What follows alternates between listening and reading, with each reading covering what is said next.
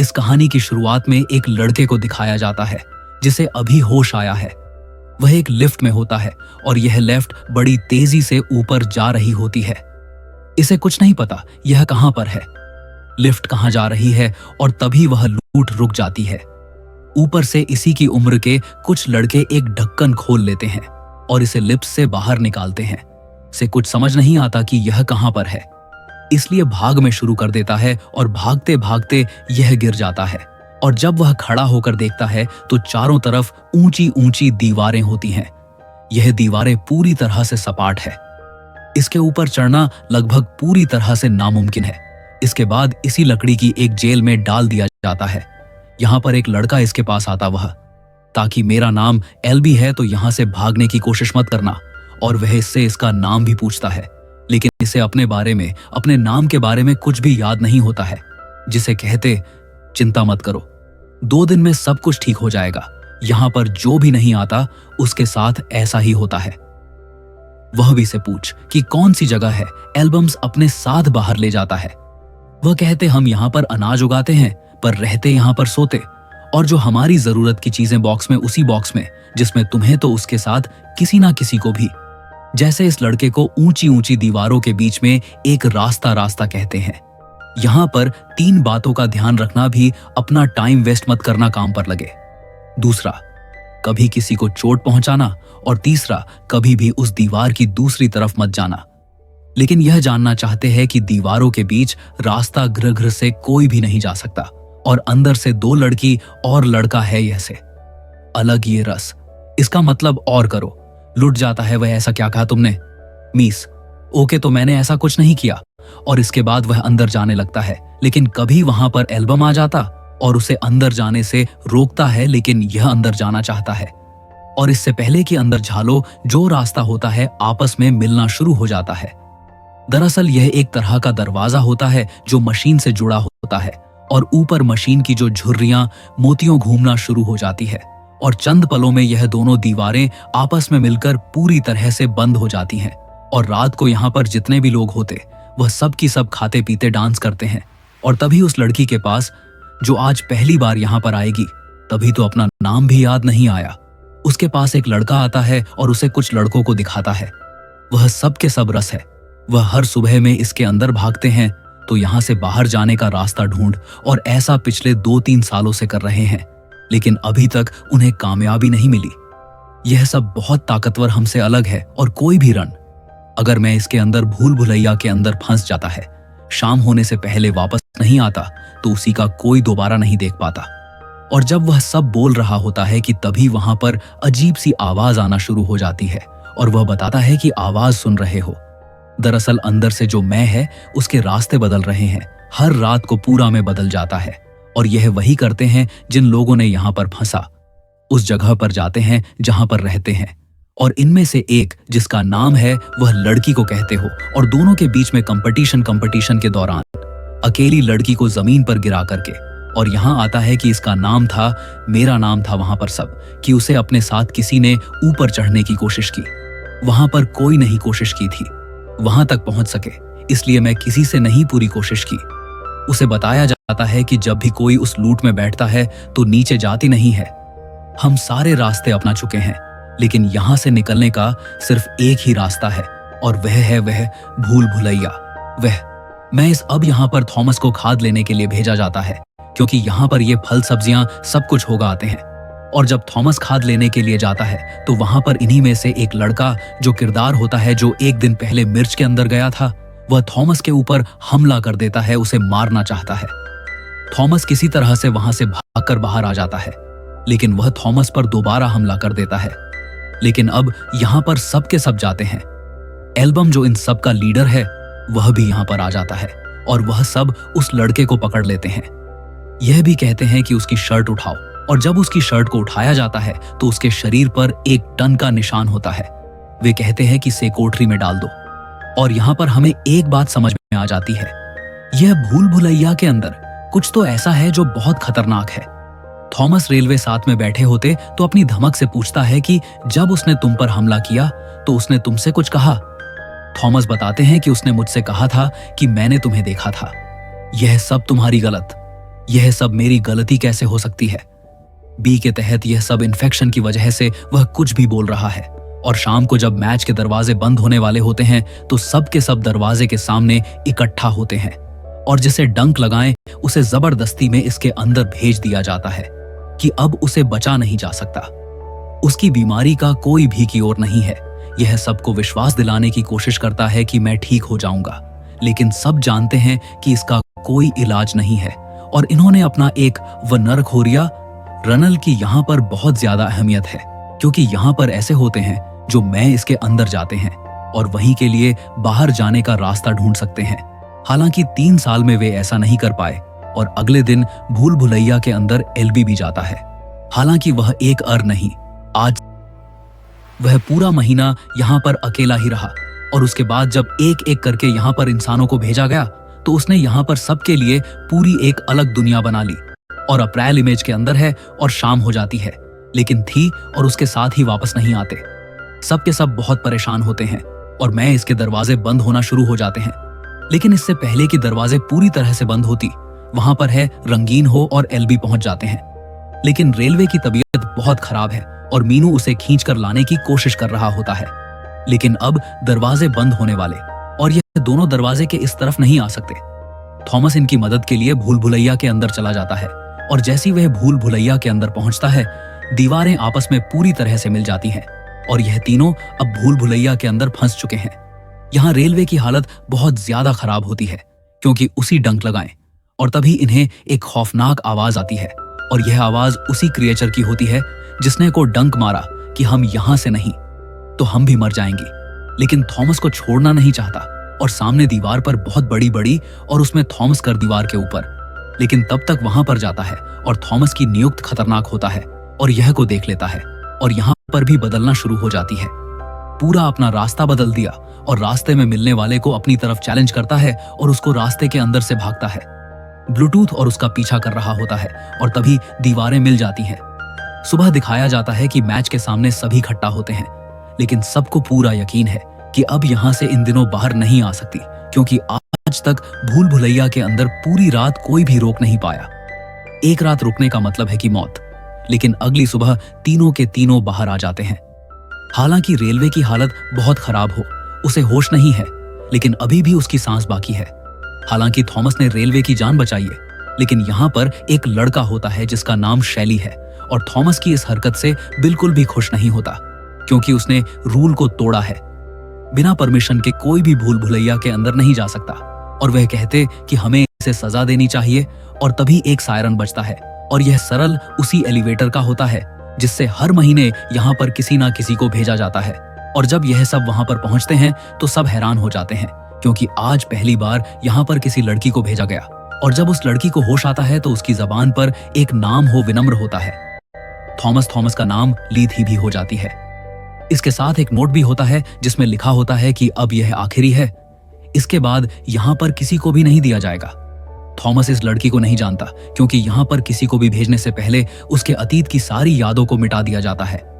इसीलिए यहाँ पर जितने भी बच्चे होते हैं उन्हें अपने अतीत के बारे में कुछ भी याद नहीं है। थॉमस अब एक बार फिर से भूल भुलैया के अंदर जाना चाहते हैं कि रात को जो गिवर दीवार के बीच में फंस कर मारा था वह से देखना चाहता हूँ। देखना चाहता है कि वह किससे डाल कर रहे हैं। थॉमस मिलो और कुछ बच्चों से वहां पहुंच जाती और वह देते हैं कि गिरिवर की बॉडी के अंदर एक डिवाइस होता है जिस पर कुछ नंबर्स लिखे होते हैं और यह नंबर वही नंबर होते जो बॉक्स में होते हैं। इस बॉक्स से इन सबको यहाँ पर एक एक करके भेजा है, यानी जिन लोगों ने इन्हें यहाँ पर भेजा है उन लोगों ने इस क्रिएचर को, जिसे गिरिवर कहा जाता है, उसे भी बनाया है। यह डिवाइस को लेकर बाहर आ जाते हैं और बाहर आने के बाद यह थॉमस को भी रनर लें, क्योंकि सिर्फ रनर इससे भूल भुलैया के अंदर आ सकते हैं। यह देखिए, इसमें एक लड़की की सहमति नहीं होती जिसका नाम शैली है। वह नहीं चाहता कि थॉमस को अर्ना बनाया जाए, लेकिन आप थॉमस एक रमेश के अंदर कभी भी जा सकता है। अगली सुबह मैंने जो कि एक रहे छात्रों को कॉलेज के अंदर ले जाता है। यहाँ पर किसी का भी आना जाना होता है और वह थॉमस को वहां पर भूल भुलैया का नक्शा दिखाता है। वह कि पिछले 2-3 सालों में हमने इसके चप्पे चप्पे को छान मारा और उसी के बीच यहाँ पर हमने नक्शा बनाया, लेकिन हमें बाहर जाने का कोई भी रास्ता नहीं दिखता। और अभी मुझे यह बात किसी को भी बताने के लिए मना की थी, क्योंकि वह नहीं चाहता था कि सबके दिलों में यहाँ से निकलने की जो एक उम्मीद है वह टूट जाए। लेकिन आप जरूर दवाई संयुक्त वेंचर के अंदर से मिला है, जिस पर नंबर 7 लिखा हुआ है। दरअसल अंदर भूल भुलैया में 1 से लेकर 8 तक अलग अलग बॉक्स और हर रात को एक नया ब्लॉक खुलता, जिससे भूल भुलैया का रास्ता पूरी तरह से बदल जाता है। और इस डिवाइस पर नंबर 7 का मतलब यह है कि आज रात को जिस गिरीवर को हमने मारा था वह 7 नंबर ब्लॉक से अंदर आया था, यानी कि अगर वह अंदर आया था तो बाहर जाने का रास्ता वहीं पर है। वह कहते कि हम दोनों वहां पर जाएंगे। तब यहाँ पर एक बच्चा आता है और वह कहते उस लड़की को होश आ गया है। थॉमस मचान पर जाता है जहां पर लड़की होती है, दरअसल अपने पास किसी को भी नहीं दे रही होती। थॉमस उसे शांत करता है और वह उससे उसका नाम पूछने, लेकिन इसलिए भी कुछ भी याद नहीं है। हालांकि होश में आने के बाद इसने थॉमस का नाम लिया था, लेकिन यह थॉमस को नहीं जानती हो। मैं उसे बताता है कि मुझे रात को सपने आते और मैंने कई बार सपनों में तुम्हें देखा है। वह शुरू में लगा था कि वह अपने, लेकिन उस अपने नहीं बल्कि यादें। यह लड़की जिसका नाम टेरेस है और थॉमस को कहते कि मेरी जेब में दोस्ती इंच थी और वह सिरिंज ऑफ थॉमस को देती है और इसमें से 10 इंच पर लिखा होता है WCKD और जो डिवाइस इन्हें उसका नेचर के पेट के अंदर से मिला था उस पर भी WCKD लिखा है। यानी जिन लोगों ने इस जगह को बनाया, जिन लोगों ने गिरिवर को बनाया है, उन्होंने इस सीरीज को यहाँ पर भी है। और वह सीन्स को लेकर रेलवे के पास जाता है कि हालत बहुत खराब होती है, वह मरने वाला होता है। इसीलिए थॉमस कहते हैं कि इस दवा को, जिसके बारे में कुछ भी नहीं पता, हमें इसे एल्बम के शरीर में इंजेक्ट करना चाहिए। और जब वह ऐसा कर रहा है तो वे उस पर हमला कर देता है। वह सिगरेट की चली जाओ यहां से।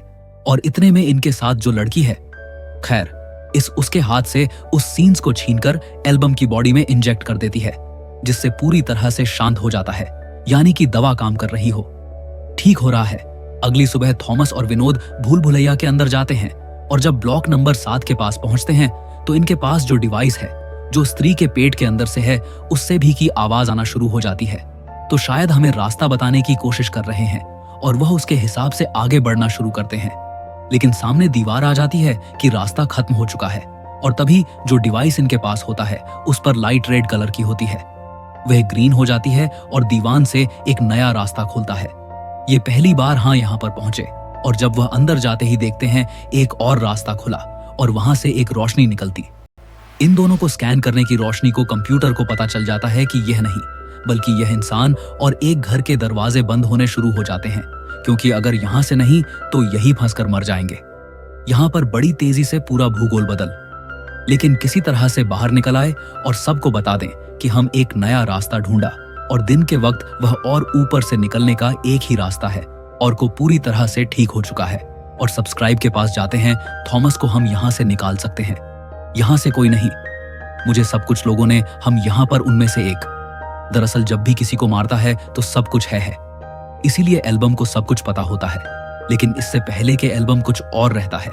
यहाँ पर एक बच्चा आता है और वह कहते हैं कि आज मैं इसके दरवाजे बंद नहीं हुई और अंधेरा हो चुका है, यानी कि अब ग्रीनबर्ग यहाँ पर भी आ सकते हैं। ये सब के सब बाहर जाते हैं और गिरिवर इनके ऊपर हमला कर देता है। वह में से कईयों को मार देता है और यहाँ तक कि एल्बम जब सब की सब एक गुफा में एक चीज के अंदर छुपे होते हैं तो वह एल्बम को भी अपने साथ ले जाते हैं। निहाल भी आप मर चुका है, लेकिन इसी दौरान यह लोग लीवर का एक डंक काट देते हैं जो कि एक सिरिंज की तरह होता है। और थॉमस जानना चाहता है कि उसका अतीत क्या है, वह की याद वापस जाता है, इसीलिए वह स्क्रीन से अपने आप को घायल करता है और जैसी उसकी बॉडी के अंदर जाती है उसे अपना पाठ याद आ जाता है। और अगली सुबह जब वह उठे तो वह एक ही अंतर होता है, जहां पर उसके साथ वह लड़की भी होती है जिसका नाम टेरेसा है।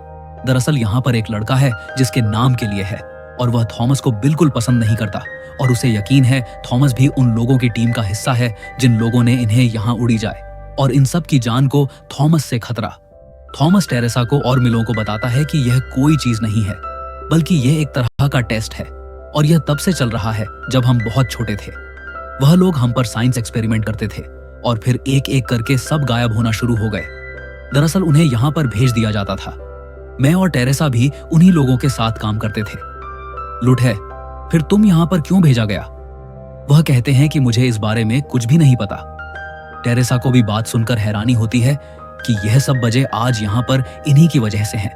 लेकिन अभी भी मीनू और कुछ बच्चे थॉमस के साथ विनोद थॉमस को कहते हैं कि जो काम तुमने शुरू किया था उसे खत्म करो, क्योंकि एल्बम अगर जिंदा होता तो वह भी यही चाहता। लेकिन अब सेबी के मरने के बाद यहाँ पर जो नया लीडर है वह गैलरी थॉमस को बिल्कुल पसंद नहीं करता। इसीलिए थॉमस टेरेसा को मारना चाहता है, लेकिन जो बाकी बच्चे होते हैं वह उसका साथ देते हैं और वह ऐसा करने से रोक लेते हैं। थॉमस कहते हैं कि हम यहां से निकल रहे, हमारे पास आखिरी मौका है, अगर तुम हमारे साथ आना चाह झाल। लेकिन दिल्ली और उसके कुछ दोस्त इनके साथ नहीं जाते। थॉमस टेरेसा मिनटों और बहुत सारे लोग और मेश के अंदर जा चुके हैं, क्योंकि वहां से निकलना चाहते हैं जहां से इन यार रास्ता मिला था। और जब वहां पर पहुंचते हैं तो वहां पर बहुत सारे ग्रीव्स होते हैं, वह इस पर हमला कर देते हैं। यह धीरे धीरे आगे बढ़कर एक दरवाजे तक पहुंच जाते हैं।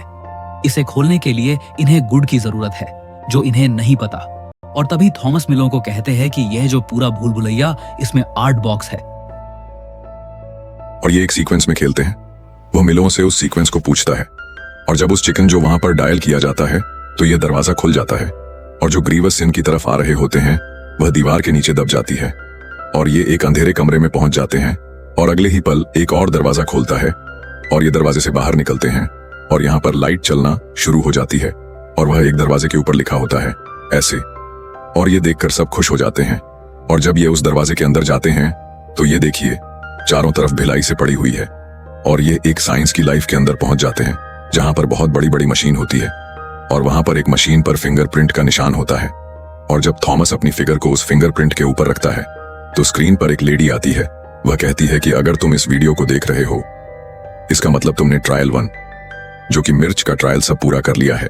हमने जो कुछ तुम्हारे साथ किया इसलिए तुम्हारे अंदर बहुत गुस्सा होगा, लेकिन यह सब की एक वजह शायद तुम्हें याद नहीं होगा, लेकिन सूरज की गर्मी ने हमारी दुनिया को चढ़ा दिया। लाखों लोगों की जानें चली गई, लेकिन यह सिलसिला यहीं पर खत्म नहीं हुआ। इसके बाद इस दुनिया में एक खतरनाक वायरस आया जिसने लोगों के दिमाग पर अटैक किया। लोग वायलेंट हो गया तो कंट्रोल हो गए और इसका कहीं कोई क्योर नहीं था। और तब हमें अंधेरे में एक उजाले की रोशनी दिखाई दी। हमने इसका क्या ढूंढने की कोशिश की, लेकिन यह सब इतना आसान नहीं था। नई पीढ़ी को कई परीक्षाओं से गुजरना होगा, उन्हें मुश्किल हालातों का सामना करना होगा ताकि हम उनके माइंड को रीड कर सके। और यहाँ पर कि आपको समझ में आ जाता है कि यह उसी एक्सपेरिमेंट का हिस्सा है जिसमें दिमाग की उस वायरस का की ओर ढूंढने की कोशिश की जा रही है। डॉक्टर कहते हैं तुम्हारे दिमाग में बहुत सारी शंकाएं होंगी, लेकिन जल्दी तुम्हारी सारी शंकाएं दूर हो जाएंगी। यह टेस्ट की शुरुआत है, इसमें वक्त लगता है, लेकिन हमारी बहुत देर हो चुकी है। बाहरी दुनिया तुम्हारा इंतजार कर रही है और वही डॉक्टर के पीछे दिखाया जाता है कि वहां पर कुछ लोग आते हैं और वहां पर जितने भी डॉक्टर्स काम कर रहे होते वह सबको मार रहे होते हैं। और यह जो डॉक्टर इन्हीं सब कुछ बता रही होती, जिसका नाम डॉक्टर युवा है, वह खुद को गोली मार देती। ये सब हैरान हो जाती है और जब पीछे देख लें तो उसी जगह पर अभी भी डॉक्टर युवक की लाश पड़ी होती है। यानी कि इस घटना को ज्यादा वक्त नहीं हुआ था। और यह जो पूरा ऑपरेटिंग सिस्टम होता है यहाँ से, इसके अंदर जितने भी लोग थे, यानी कि वहां पर जितने भी लोगों को भेजा गया था, यहाँ से यह सब उन्हें हमेशा देखते रहते थे। और इससे पहले कि यह कुछ सोच पाते, यहाँ पर गैलरी आ जाता है जो बीच के अंदर नहीं आए थे, वहीं पर रुक गया था और उसके यहाँ क्विक गन होती है। वह थॉमस को मारना चाहता हूँ, आउट ऑफ कंट्रोल होता है क्योंकि उसे गिवर ने अपना डंक मारा और गिवर के डंक मारने के बाद उसे अपनी यादें वापस मिल चुकी होती है और उसे पता होता कि थॉमस खुशी टीम का हिस्सा था, जिस टीम ने, जिस ऑर्गेनाइजेशन इन सबको इस जगह पर भेजा था। थॉमस ने जब अपना पासवर्ड याद करने के लिए गिवर के ढंग से अपने आप को घायल किया था तो वह ठीक इसलिए हो जाता है क्योंकि दोस्त रेंज में से एक प्रिंटर बची हुई थी और उनके पास इसका कोई क्योर नहीं है और दलित थॉमस की तरफ गोली चलाता है, लेकिन तब तक मिनटों उसे अपने हथियार से मार देता है। लेकिन जब ग्रिड थॉमस की तब गोली चलाई थी तो उसके आगे एक बच्चा गया था जो थॉमस से बहुत प्यार करता है। इसका नाम है चेक और गोली चक्कर लग गई होती है और चेतक की मृत्यु हो जाती है। तब यहाँ पर कुछ लोग नकाब पहनकर आते जिनके हाथों में हथियार होते हैं और वह इन सबको अपने साथ हेलीकॉप्टर में इस जगह से ले जाते हैं। वहीं दूसरी तरफ डॉक्टर युवक को दिखाया जाता है जिसने वीडियो में अपने आप को गोली मार ली थी। उसके सामने कई सारे लोग बैठे हों और उन सबको कहते कि हमारा यह इस ट्रायल बिल्कुल सक्सेसफुल रहा है। वह उम्मीद नहीं थी कि इतने सारे लोग बचेंगे, लेकिन जितने ज्यादा बचे हमारी नियुक्त नहीं। अच्छा है, और यह सब के सब अब नेक्स्ट चैलेंज लिए तैयार है। लेकिन यह कहना बहुत जल्दबाजी होगी कि ये हमारी आने वाली उम्मीद है, क्योंकि इनके सामने अभी और भी चुनौतियां हैं, यानी कि फीस टू इन सबको ऑफ स्टोर में जाना है। और इसी के साथ यह कहानी ये फिल्म यहीं पर खत्म हो जाती है। अलग यहाँ पर कई सारी अधूरे सवाल छोड़ जाती। आज हम एक्सप्लेन करने वाले हैं मेज रनर पार्ट 2। फर्स्ट पार्ट में हमने देखा था कि किस तरह से भूल भुलैया से मेज से निकलने के लिए बच्चों को कई साल लग गए। इसमें उन्हें अपनी जान से खेलना पड़ा और जब ये सब बाहर आ जाते हैं तो इन्हें पता चलता है जिस ऑर्गेनाइजेशन ने इन्हें मेज के अंदर रखा था उसका नाम विक्ट था, और जहाँ से अब इन्हें कुछ नापाक पोस्ट हेलीकॉप्टर में अपने साथ ले जाते हैं जहाँ पे कुछ और भी बच्चे होते हैं जिनके पेरेंट्स ने अपने बच्चों को उसी यूनिक के विकेट कंपनी के हवाले कर दिया था। इसके बाद इन सबको मेज़ में डाला जाता है जहाँ से अपनी जान बचाकर अभी अभी आए थे। इसी के साथ पूरी सुरक्षा के साथ उनको बाहर ले जाने की कोशिश की जा रही होती है और हमें दिखाया जाता है यहाँ पर इफेक्टिव आदमी भी होते हैं जो इन पर हमला करना चाहते हैं, लेकिन यहाँ पर चारों तरफ लोग हैं जिनके पास आर्म्स हैं, इसलिए इफेक्टिव लोग इनके आसपास भी नहीं आ रहे हैं। और जितने भी लोग मेज से अपनी जान पर खेल कर बाहर आए हैं यहाँ पर उनकी मुलाकात जेसन से होती है।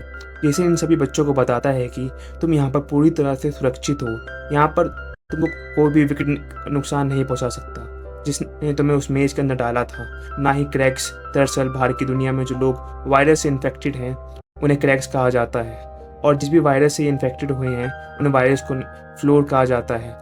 जब पूरी दुनिया में वायरस फैल रहा था तो ये सभी बच्चे भी उसी जगह पर थे जहाँ पर वायरस का सबसे ज़्यादा प्रकोप था, लेकिन इनके ऊपर वायरस का कोई भी असर नहीं हुआ। इसलिए वैज्ञानिकों ने सालों पर इनकी बॉडी और दिमाग पर रिसर्च कर रहे होते हैं इनके अंदर कौन सा ऐसा हार्मोन है जिसकी वजह से वायरस का इन पर कोई भी असर नहीं होता। इसीलिए सब बच्चे खास होते हैं, इसीलिए इन्हें मेज के अंदर डाला गया है इनके दिमाग को परखने के लिए। और ये सही बच्चे एक नई जगह पर हैं जहाँ पर इन्हें विश्वास दिलाया जाता है कि ये सब सुरक्षित है। यहाँ पर इनके जैसे और भी बच्चे होते हैं और थॉमस को ये पता चलता है कि इस दुनिया में सिर्फ एक ही मेज नहीं है बल्कि विक्ट कंपनी ने और भी कई सारे भूल भुलैया बना रखे हैं जहाँ पर बच्चे कैद हैं जो वहाँ से निकलने की गुजारिश करते हैं। ये सब के सब साथ है, लेकिन थॉमस के दिमाग में और भी बहुत सारी बातें चल रही होती हैं। और जब सारे बच्चे खाना खा रहे होते हैं तभी वहाँ पर थॉमस एक लड़की को देखता है, इसका नाम एरिस होता है, और उसे बताया जाता है कि मेज से निकलने वाला सबसे पहला लड़का यही है। और तभी यहाँ पर जेसन आता है। जेसन इनमें से कुछ का नाम लेता है और वो उन सबके साथ अपने साथ ले जाता है। थॉमस को बताया जाता है कि इसी तरह से हर बार कुछ बच्चों को यहाँ से ले जाया जाता है।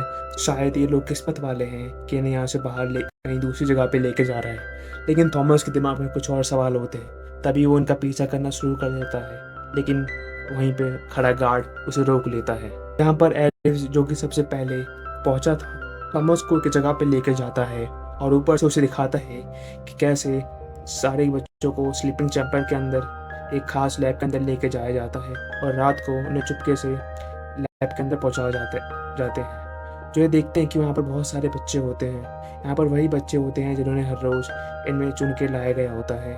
इनके दिमाग के अंदर पाइप्स लगे होते हैं जो इनके शरीर में से एक खास तरह के लिक्विड को निकाल रहे होते हैं। तभी यहाँ पर जेसन आता है। थॉमसन और एरिस छुप जाते हैं। जेसन वीडियो कैम के जरिए साइंटिस्ट एवा के पास वीडियो पेश करता है थॉमसन के हिसाब से, जब उसने अपने आप को सामने वीडियो कैम पर गोली मार ली थी। लेकिन अब इन्हें पता चलता है कि जेसन भी उन्हीं लोगों के लिए काम करता था जिन लोगों ने इन सबको मेज के अंदर भूल भुलैया के अंदर डाला था। जेसन एवा को बताता है कि हमें कामयाबी मिल रही है, जो भी हम टेस्ट कर रहे हैं वो सब पॉजिटिव है। एवा कहती है कि जितने भी और बच्चे हैं उन सब पर टेस्ट करना शुरू करो। साथ ही साथ ये यहाँ पर एक नाम भी लेती है, नाम होता है राइट हैंड। वो जेसन को कहती है कि जल्दी से जल्दी उन्हें ढूंढो, वह हमारी दूसरी जगहों पर पहले हमला कर चुके हैं और हम ये सब अफोर्ड नहीं कर सकते। इसके बाद जेसन यहाँ से निकल जाता है और अब थॉमस को पता चलता है कि यह जगह खतरे से खाली नहीं है और जेसन उसी ऑर्गेनाइजेशन का हिस्सा है जिस ऑर्गेनाइजेशन से इन सबको मेज के अंदर डाला था। यानी विक्ट और थॉमस अब एक ही ऑर्गेनाइजेशन के कच्चे पट्टे हैं। यहाँ से सब अपने साथियों को साथ निकलने की तैयारी करते हैं। सबसे पहले वो टेरेसा को छुड़ाते हैं और इसके बाद वह सब रात को यहाँ से निकल जाते हैं। जब जॉनसन को ये पता चलता है तो वो अपने आदमियों को इन सबको पकड़ने के लिए भेजता है। थॉमस अपने साथियों को बताता है कि हमारी बॉडी से कुछ निकाल रहे हैं, हमारी बॉडी में कुछ ऐसा है जो इन सबको चाहिए, इसलिए इन सब ने हमको कैप्चर कर रखा है। अब जब ये सब विक्ट के लोगों से छुप रहे होते हैं तभी इन्हें कुछ क्रैक्स हमला कर देते हैं, यानी कि इन्फेक्टेड लोग जो अब जॉम्बीज बन चुके हैं। लेकिन ये सब के सब वहाँ से भागने में कामयाब हो जाते हैं। अगली सुबह देखते हैं कि पूरी दुनिया के अंदर एक खंडर बन चुके हैं। चारों तरफ टूटी फूटी इमारतें हैं। इनके साथ एक लड़का होता है जिसका नाम विस्टन होता है। विस्टन को एक जॉम्बी ने क्रेक्स ने काट लिया होता है, इसलिए अब उसकी बॉडी में भी इन्फेक्शन है। इसीलिए इन सबको उसे छोड़ के आगे जाना पड़ता है क्योंकि वह अब मर रहा है। वो कुछ देर बाद जॉम्बी बन जाएगा। अगर ये उनके साथ रहा तो इनको भी इन्फेक्शन हो सकता है। अब जब ये आगे जा रहे होते हैं तभी वहाँ पे एक भयानक तूफान आ जाता है जिसमें बिजलियाँ चमक रही होती हैं, और ऐसा तूफान पहले धरती पर नहीं आता था। यानी कि अब धरती पहले से भी बहुत ज़्यादा बदल चुकी है। ये भागकर एक घर में आसरा लेते हैं और ये देखते हैं कि वहाँ पर बहुत सारे ज़ॉम्बीज़ हैं, यानी कि बहुत सारे क्रेंग्स हैं, और इन सबको बांधा गया होता है। तब उनके पास एक लड़की आती है। इस लड़की का नाम ब्रेंडा होता है। ब्रेंडा इन सबको जॉर्ज के पास ले जाती है। जॉर्ज इन सबसे कहता है कि मैं तुम तीन सवाल पूछूंगा।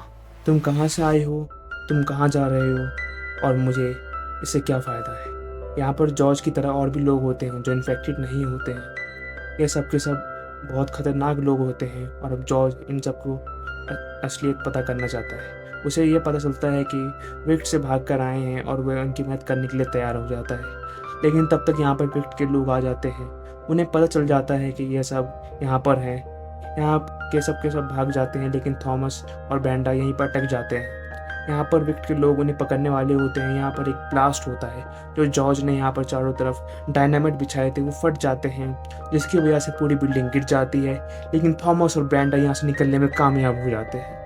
लेकिन उनके ऊपर से खतरा अभी भी टला नहीं होता, क्योंकि जॉम्बीज इन पे हमला कर रहे होते हैं, और ब्रेंडा एक ऐसी जगह पर गिर जाती है जो पूरी कांच की है, और वो कांच क्रैक्स हो रहे होते हैं। अगर कांच टूट गया तो ब्रेंडा कई फुट नीचे बिल्डिंग में नीचे गिर जाएगी, और यहाँ पर जॉम्बी एक बार फिर ब्रेंडा के ऊपर हमला कर देते हैं। लेकिन थॉमस उसका हाथ पकड़ लेता है और कांच को तोड़ देता है, जिसकी वजह से जॉम्बी नीचे गिर जाते हैं।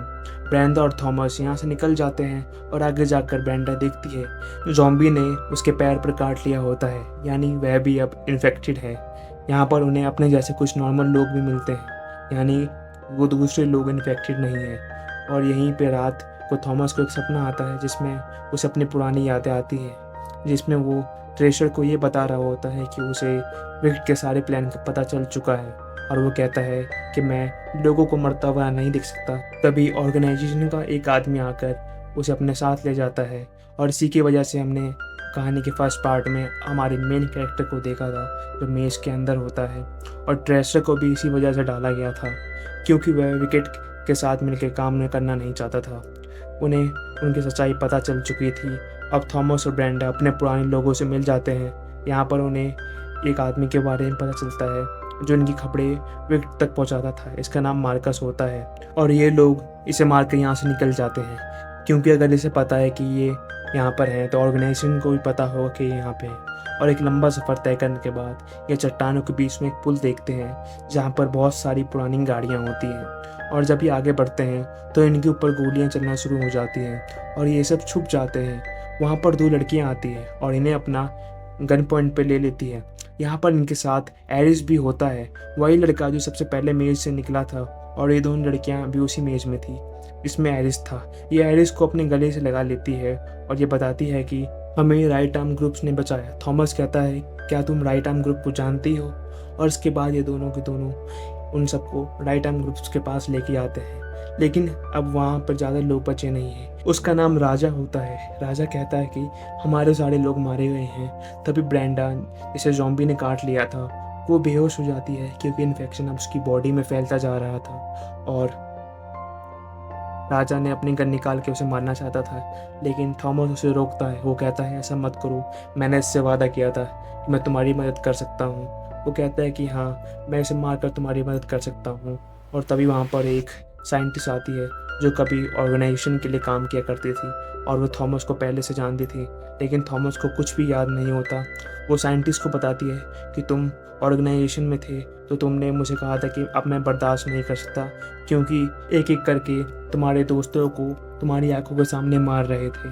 और इसके बाद तुमने हमें ऑर्गेनाइजेशन के कई ठिकानों के बारे में बताया जहाँ पर जो राजा था वो राइट आर्म का लीडर है। मुझे पता चलता है कि थॉमस वो इंसान है जिसकी वजह से ऑर्गेनाइजेशन को इन्फॉर्मेशन मिलती थी और ये उन पर हमला करती थी। लेकिन थॉमस को इस बारे में कुछ भी याद नहीं है, क्योंकि ये सब वह कारण होते हैं जिसकी वजह से ऑर्गेनाइजेशन ने थॉमस की याददाश्त को मिटा दिया होता है और बाद में उसे मेज में भेज दिया होता है। वैज्ञानिक थॉमस और ब्रेंडा को अपने साथ ले जाती है और वो थॉमस को बताती है कि शुरू में ऑर्गेनाइजेशन के इरादे अच्छे थे, वह इस वायरस के इलाज ढूंढना चाहते थे और तुम ही कुछ ऐसे बच्चे थे जिनके ऊपर वायरस का असर नहीं हुआ। लेकिन सबसे बड़ा सवाल ये था कि क्यों? दरअसल तुम लोगों के दिमाग में ये एंजाइम पैदा होता है जिसकी वजह से तुम पर वायरस का असर नहीं होता। अगर हमें किसी तरह से इसका इलाज करना है तो तुम्हारे शुक्राणु से हमें एंजाइम को अलग करना होगा, उसे इफेक्टिव इंसान की बॉडी में इंजेक्ट करना होगा। लेकिन इस एंजाइम को बनाया नहीं जा सकता, इसलिए तुम्हारी बॉडी से इसे निकालना होता है। और यही एक वजह होती है कि ऑर्गेनाइजेशन इन बच्चों के अंदर से एंजाइम को निकाल रही होती है। इसलिए इन्होंने सबको एक लैब में रखा होता है जहाँ पर टेरेसा भी होती है और इनके दिमाग में मुझे कुछ के अंदर के पाइप से निकालते हैं, क्योंकि इनकी बॉडी से एंजाइम निकल रहा होता है। और ऐसा वो तब तक करते रहेंगे जब तक एंजाइम बच्चे अपनी आखिरी सांस न ले। इसलिए वह यहाँ पर वैज्ञानिक होती है। वो भी कुछ ऐसी वायरस से इन्फेक्टेड थी। मैंने भी उसे कमरे में बंद कर दिया था। मुझे लगता था कि वह बहुत जल्द ठीक हो जाएगी, लेकिन कुछ ऐसा नहीं हुआ। रात को जब मैंने उसकी चीखने और चिल्लाने की आवाज़ सुनी, लेकिन एक दिन बाद उनकी आवाज़ें बंद हो गई। जब मैं कमरे में गई तो मैंने देखा उन्होंने अपनी आंखें निकाल ली थी। ऐसा पता नहीं कितनी कहानियाँ हैं जितने लोगों ने सब कुछ जाहिला किया है, और मैं नहीं चाहती कि लोगों के साथ अभी भी ऐसा हो। मैं उम्मीद करती हूँ कि तुम ये सब समझ सकती हो। और थॉमस कहता है, क्या मैं समझ सकता हूँ? और तभी देखता है कि वहाँ पर ऑर्गेनाइजेशन के हेलीकॉप्टर सारे होते हैं। दरअसल टेरेसा ने ऑर्गेनाइजेशन को लोकेशन बता दी होती है, क्योंकि वह उन लोगों की मदद करना चाहती है जो लोग इन्फेक्टेड हैं, भले ही उनकी बॉडी में एंजाइम निकाले जा रहे हों, भले ही उनकी जानें क्यों नहीं चली जाए। और अब यहाँ पर जॉनसन अपने कमांडो के साथ इनके इलाकों पे बम गिराना शुरू कर देता है। इसके बाद उसके कमांडोज नीचे आकर यहाँ पर जितने भी बच्चे होते हैं उनको लैब से चुरा कर लाए गए होते हैं, उन सबको अपने हिरासत में ले लेते हैं। और यहाँ पर एवा पेज भी आ जाती है जो इस पूरी ऑर्गेनाइजेशन की हेड है। इसने पिछले भाग में ये दिखाया था कि उसने अपने आप को गोली मार ली थी। तभी यहाँ पर मैरी भी आ जाती है जो वैज्ञानिक है जो कभी ऑर्गेनाइजेशन के लिए जेसन को गोली मार दिया था। इससे पहले कि सही बच्चों को यहाँ से लेकर जाते, थॉमस अपने जेब से बॉम्ब निकालता है जिसका रिमोट कंट्रोल उसके हाथ में होता है। वह कहता है, मैं सबको उड़ा दूंगा, मैं तुम्हारे इरादों को कभी पूरा नहीं होने दूंगा, क्योंकि वह जानता था कि उन्हें एक सेल की तरह यूज़ किया जा रहा है जिसमें इंसान को तब तक चूसा करते हैं जब तक उसके अंदर की एनर्जी होती है।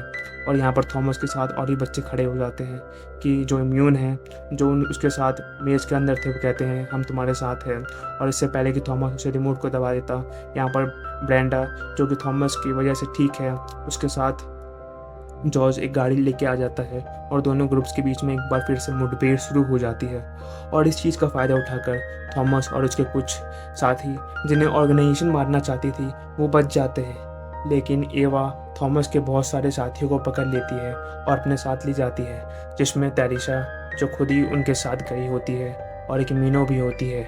थॉमस ने मीनो को वादा किया था कि वो ज़िंदगी में कभी भी उसका साथ नहीं छोड़ेगा, और ये बस सिर्फ मीनो को नहीं था, क्योंकि थॉमस जानता था कि लोग कभी भी रुकने वाले नहीं हैं। इसलिए यहाँ पर वो सभी सर्वाइवर्स को कहते हैं कि वो पेश को मार देगा, क्योंकि वो जानते थे कि लोग इसी तरह से उनका इस्तेमाल करते रहेंगे और यहाँ पर जितने भी लोग बचे हैं उनके सब उनका साथ देंगे। वह कहते हैं, अब तुम्हारा प्लान क्या है? इसके आगे की कहानी इसके अगले पार्ट में दिखाई गई है, जो इसका लास्ट पार्ट है, जिसका नाम द डेथ क्योर है। ये फिल्म जिसकी कहानी अभी हमने आपको सुनाई है, ये 2015 में रिलीज़ हुई थी। इसका पार्ट 3 जल्दी हमारे चैनल पे आ जाएगा। सब्सक्राइब करें नई वीडियोस के लिए और लाइक्स और कमेंट करें। मेज रनर पार्ट 3 द डेथ की ओर इस कहानी की शुरुआत में एक ट्रेन को दिखाया जाता है, और इस ट्रेन में वो सभी बच्चे हैं जिनके ऊपर वायरस का असर नहीं होता, और यह वही बच्चे हैं जिन्हें विकेड ऑर्गेनाइजेशन ने राइट आर्म ऑर्गेनाइजेशन के यहाँ से अगवा किया है। इसमें थॉमस के भी साथी हैं। तभी इस ट्रेन के पीछे ट्रैक पर एक गाड़ी आती और इस गाड़ी में थॉमस और विंस होते हैं। यहाँ पर एक और गाड़ी को दिखाया जाता है जिसमें ब्रैंडाव और जॉर्ज हैं। थॉमस और विंस ट्रेन के ऊपर चढ़ जाते हैं और ये ट्रेन के उस हिस्से को ट्रेन के इंजन से अलग कर देते हैं जिसके अंदर बच्चे हैं। लेकिन जिस कंटेनर के अंदर बच्चे हैं उसे खोलना इतना आसान नहीं है, और यहाँ पर अब गार्ड भी इनकी तरफ आ रहे होते हैं। दूसरी तरफ ये दिखाया जाता है कि ब्रैंडाव और जॉर्ज इनके हवाई जहाज विकेट यहाँ से एक शहर ले जा रहा था जो इस दुनिया का आखिरी शहर है, कि विकेट यहाँ से एक शहर ले जा रहा था जिसका नाम है लास्ट सिटी, और विकेट का सारा काम वहीं से होता, यानी कि उनकी पूरी ऑर्गेनाइजेशन वहीं से ऑपरेट होती है। थॉमस वहां पर जाना चाहता है, वो मिनो को बचाना चाहता है, लेकिन उसका साथ कोई नहीं देता क्योंकि यहाँ पर बहुत सारे बच्चे हैं और वो इन सब बच्चों की जान खतरे में नहीं डालना चाहते हैं। इसलिए रात को थॉमस अकेले निकल रहा होता है, लेकिन तभी न्यूट और फ्रीपन, जो दोनों मेज से बचकर आए, वो कहते हैं कि हम भी तुम्हारी साथ चलेंगे, और यह तीनों की तीनों उस लास्ट सिटी की तरफ निकल पड़ते हैं। और जब यह एक अंधेरी टनल से गुजर रहे होते हैं, तभी वहां पर बहुत सारे क्रैंक्स इनके ऊपर हमला कर देते हैं। क्रैंक्स यानी कि वो लोग जो इन्फेक्टेड हैं, और इससे पहले कि वो इन्हें भी इन्फेक्टेड कर दी। यहाँ पर जॉर्ज और ब्रैंड आ जाते हैं, वो इनको बचाकर यहाँ से निकाल लेते हैं। और अब यह सब के सब उस शहर के बाहर, जिसे लास्ट सिटी कहा जाता है, वहां पहुंच जाते हैं। यह देखते हैं कि एक बहुत बड़ा शहर होता है जो चारों तरफ से ऊंची ऊंची दीवारों से कवर्ड होता है, यानी कि अंदर जाना लगभग नामुमकिन है। वही इसी शहर के अंदर दिखाया जाता है कि मिनो इनकी लैब के अंदर है, जिसे बहुत बुरी तरह से टॉर्चर किया जा रहा है ताकि उसके दिमाग से एंजाइन को निकाला जा सके। यहाँ पर डॉक्टर एवा पेज को दिखाया जाता है और उसके साथ टेलेसा भी होती है, और डॉक्टर एवा यहाँ पर दो लोगों को मिनो की स्क्रीन पर फोटो दिखा दिए, और वो कहती है कि इसने 3 सालों तक मेज के अंदर की चुनौतियों को झेला है, और इसके अंदर जो एंटीबॉडीज बनी है वो सबसे अलग है, सबसे स्ट्रॉन्ग है, जिससे हम नया सीरम बनाने की कोशिश कर रहे हैं, और अगर आप लोगों का साथ रहा तो हम बहुत जल्दी कामयाब हो जाएंगे। और यहाँ पर हमें यह समझ में आता है कि इन सब बच्चों को मेज के अंदर भूल भुलिया के अंदर इसलिए डाला था ताकि टफ सिचुएशन में इनकी बॉडी का जो इम्यून पावर है, यानी शरीर के अंदर का वो एंजाइम जो वायरस से लड़ता है, वो और भी स्ट्रांग हो जाए। मिनो 3 साल तक मेज के अंदर वो यहाँ पर प्रोटेस्ट कर रहे होते कि उन्हें भी दीवारों के अंदर आने दिया जाए, लेकिन इन दीवारों के अंदर आने की किसी को परमिशन नहीं होती। यहाँ पर थॉमस और जितने भी बच्चे जो मेज के अंदर थी, उनकी गर्दन पर एक तरह की चिप होती है, और उस चिप के जरिए जेनसन को पता चल जाता है कि थॉमस और उसके साथी बाहर है। वो उन पर हमला करवाता है, लेकिन तब तक यहाँ पर एक गाड़ी आती है और वो थॉमस को और उसके साथियों को अपने साथ यहाँ से एक दूसरी जगह पर ले जाती है। इन्हें कुछ समझ नहीं आता कि यह लोग कौन है, इन्होंने इन्हें क्यों बचाया। और तभी इनमें से एक लड़का अपना नकाब उतारता है, और यह गैली होता है। गैली वही होता है जो इनके साथ मेज के अंदर था, जिसने फर्स्ट पार्ट में थॉमस के ऊपर गोली चलाई थी, लेकिन वो गोली चक को लग गई थी, जिसकी वजह से उस बच्चे की मौत हो गई थी। और अब थॉमस गैली के ऊपर हमला कर देता है, लेकिन न्यूट उसे कहता है कि उसने वो अपने आपे में नहीं किया था, उसे डंक लगा था। हालांकि ये सब ये समझ रहे थे कि गैली मर चुका है, लेकिन वो मरा नहीं था। गैली इनसे पूछता है कि तुम यहाँ पर क्या कर रहे हो। ये उसे बताते कि अंदर मिनो है और ये उसे बचाने के लिए आए। ये सुनने के बाद गैली इन सबको एक आदमी के पास ले जाता है। इस आदमी का नाम लॉरेंस है, और दीवार के बाहर जितने भी लोग बचे हुए जो इन्फेक्टेड नहीं है, ये उन सब का लीडर है। और वो गैली को कहता है कि तुम थॉमस और न्यूट को अंदर लेकर जा सकते हो, इनके दोनों साथी यहीं पर रहेंगे।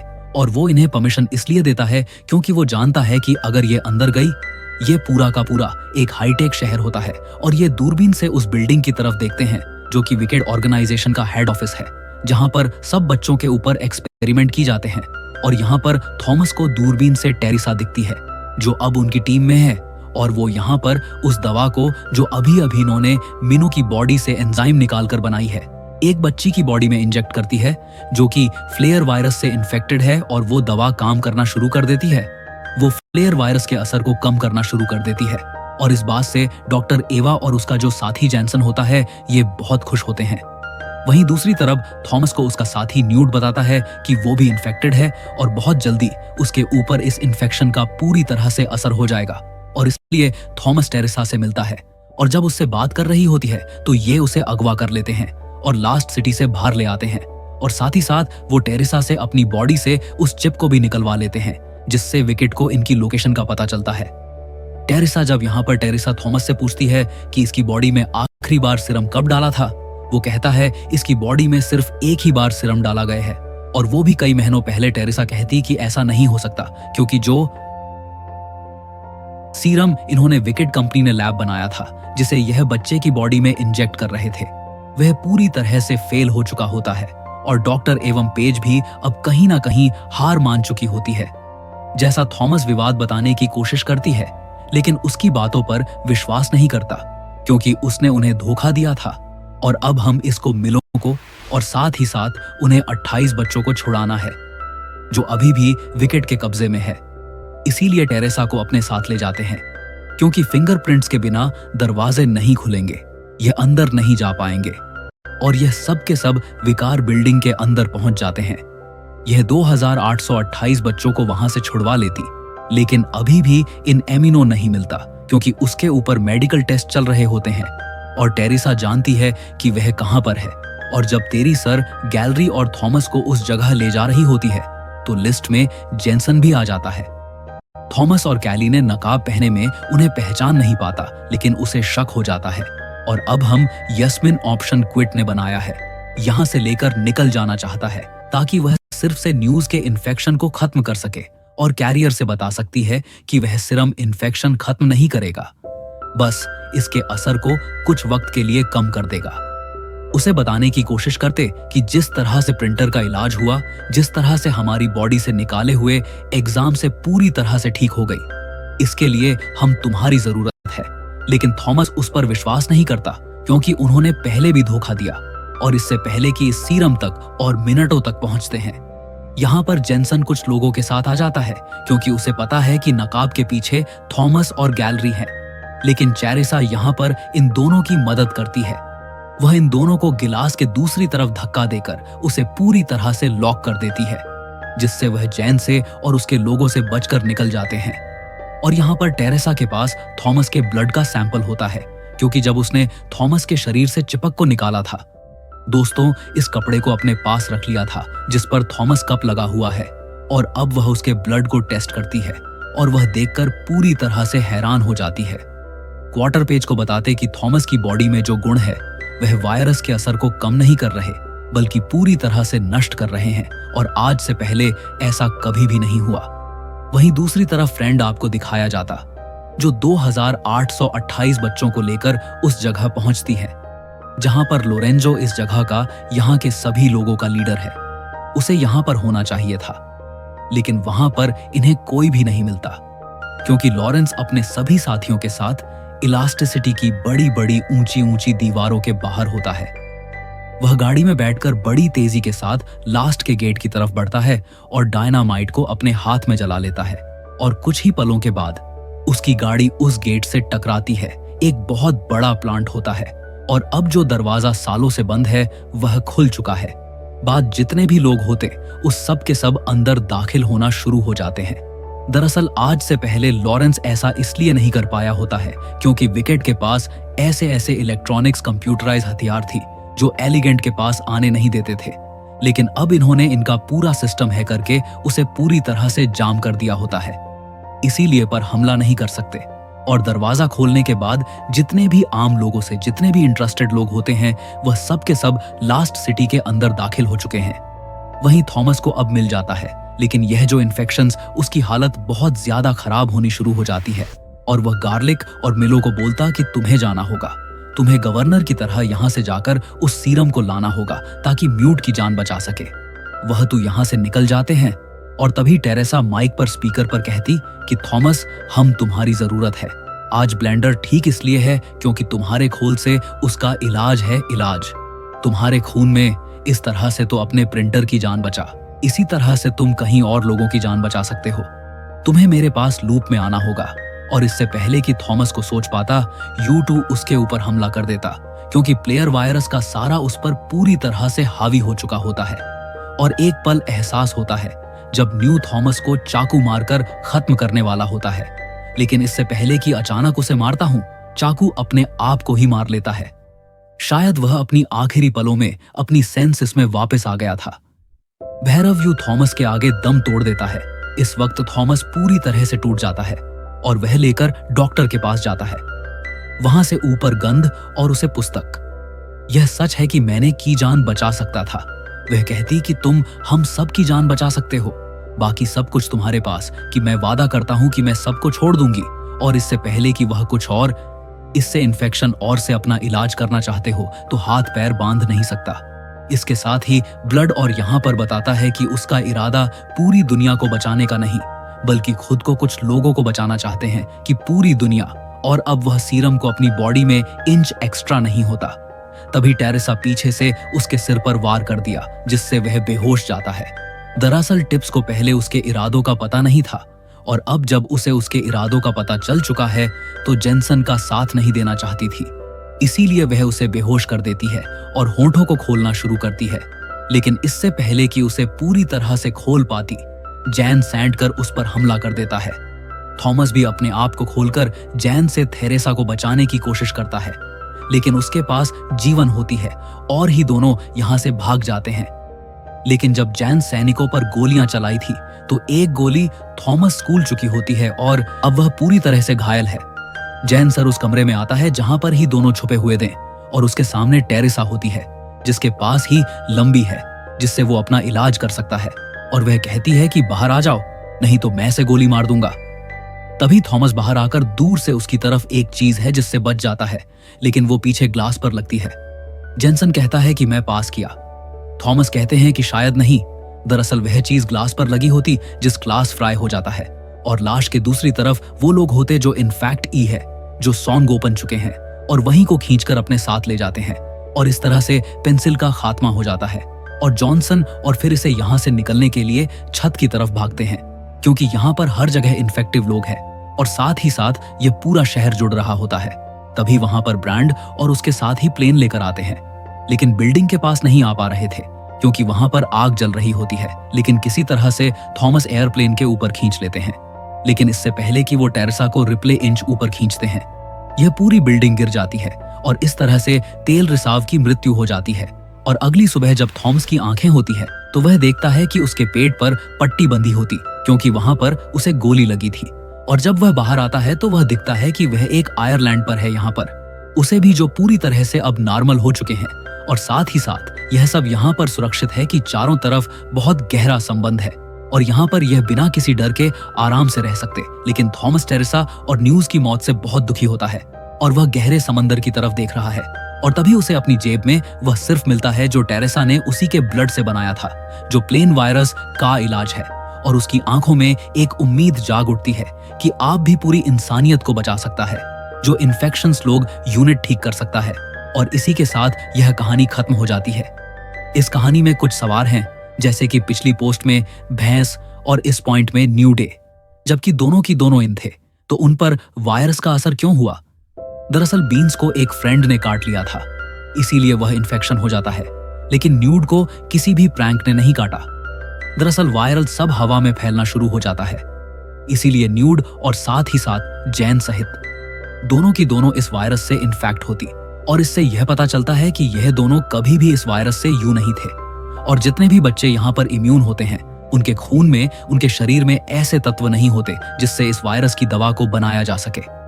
यह तत्व सिर्फ दो ही लोगों की बॉडी में होते हैं, एक थॉमस, दूसरा मिली हो, लेकिन उसकी बॉडी में भी यह तत्व इतनी स्टॉक नहीं होते कि इस बीमारी को जड़ से हटाया जा सके। ऐसे तक तो सिर्फ और सिर्फ थॉमस की बॉडी में होते हैं। इसीलिए प्रिंटर पूरी तरह से ठीक हो जाती है और इनके पास वह मतलब है जिससे दवा बना सकते हैं। और इसी के साथ यह कहानी यहीं पर खत्म हो जाती है।